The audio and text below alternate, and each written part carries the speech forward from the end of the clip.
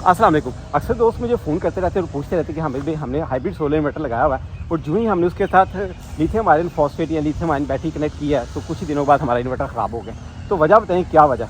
एक वजह तो ये हो सकती है कि उनका इन्वर्टर ठीक नहीं है और दूसरी सबसे बड़ी वजह उनको बता देता हूँ कि आपकी जो बैटरी है अगर उसका BMS आपके इन्वर्टर के साथ मैच नहीं करेगा तो आपका इन्वर्टर यकीनन ख़राब हो जाएगा, क्योंकि दोनों चीज़ें आपस में कम्युनिकेट नहीं कर रही होती। इन्वर्टर समझता है कि मैंने बैटरी को फुली चार्ज रखा हुआ है, उसके ऊपर परसेंटेज लिखी हुई आ रही थी 80%, जबकि बैटरी ड्रेन होकर 40% पे आ चुकी होती है और एकदम से बैटरी बंद हो जाती है और वो समझते हैं हमारी बैटरी नहीं ठीक।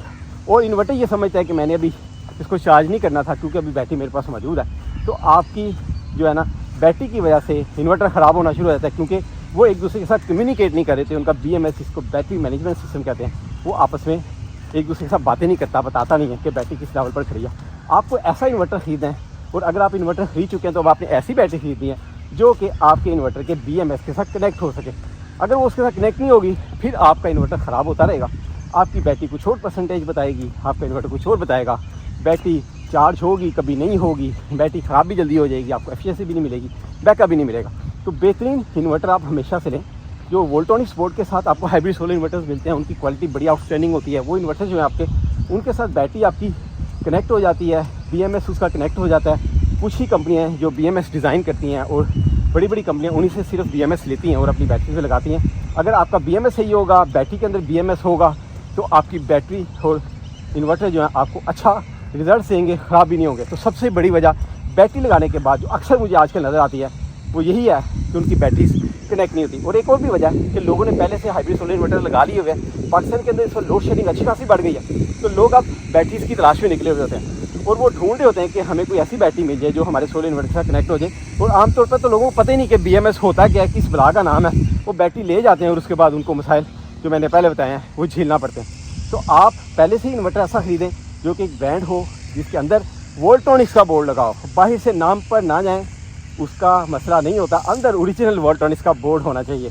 और उसके अंदर जो BMS लगाओ वो ज़्यादातर बैटरीज़ को सपोर्ट करता हो। और अब अगर वो बैटरी ख़रीदना चाहते हैं तो उनको बड़ा मुश्किल हो जाएगा ऐसी बैटरी ढूंढना जो उनके इन्वर्टर के साथ कनेक्ट हो सके। लोग बेचने के लिए बड़े बड़े दावे करते हैं कि हमारी बैटरी लग जाती है। बिल्कुल आप गैर BMS के भी बैटरी को चलाएँगे तो चलेगी, लेकिन आपको एफिशिएंसी नहीं मिलेगी, आपका इन्वर्टर ख़राब होता रहेगा। मैं बार बार कह रहा हूँ। तो आप अच्छे जो है इन्वर्टर्स ख़रीदें जिनके अंदर वोल्टोनिक्स का बोर्ड है, BMS लगा हुआ है, पैरेलल किट लगी हुई है, वाईफाई सिस्टम है, ब्लूटूथ सिस्टम है।